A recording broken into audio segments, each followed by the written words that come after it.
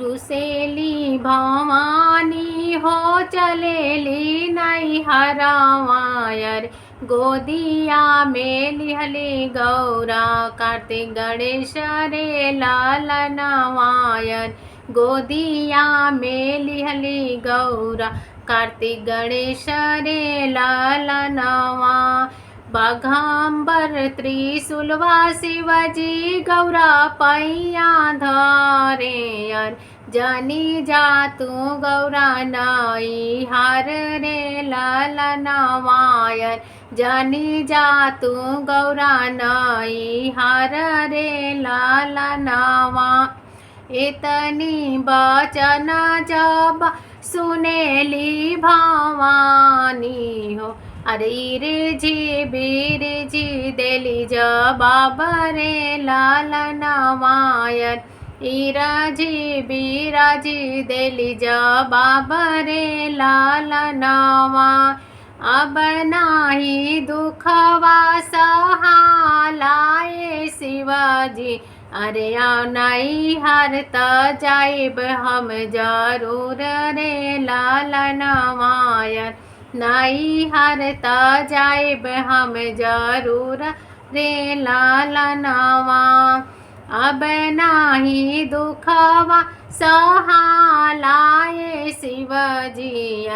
नहीं हारत जाइब हम जरूर रे लालनवायर नहीं हारत जाइब हम जरूर रे लालनवा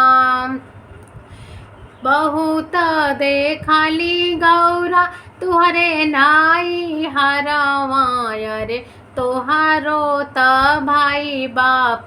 चोर रे लालनवायर तुहारो त भाई बाप चोर रे लालनवा एक बार गैली गौरा तुहरे नाई हरावायर चोरी भैले डमरू हमार रे लालनवायर चोरी भैले डमरू हमार रे लालनवा जनी घटहु शिवजी हमरो नाई हरावायर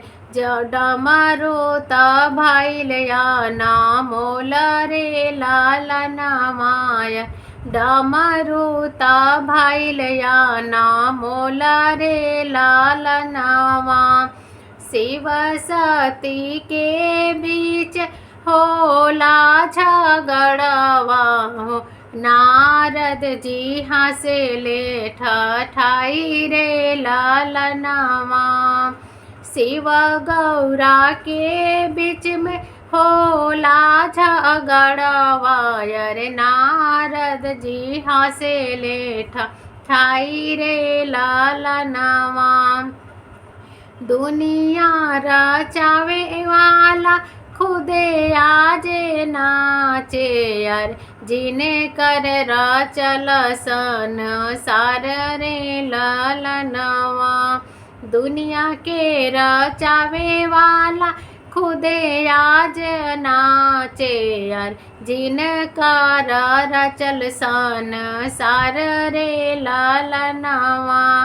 रुसेली भवानी हो चलेली नहीं हरावायर गोदिया में लिहली गौरा कार्तिक गणेश रे लालनवा।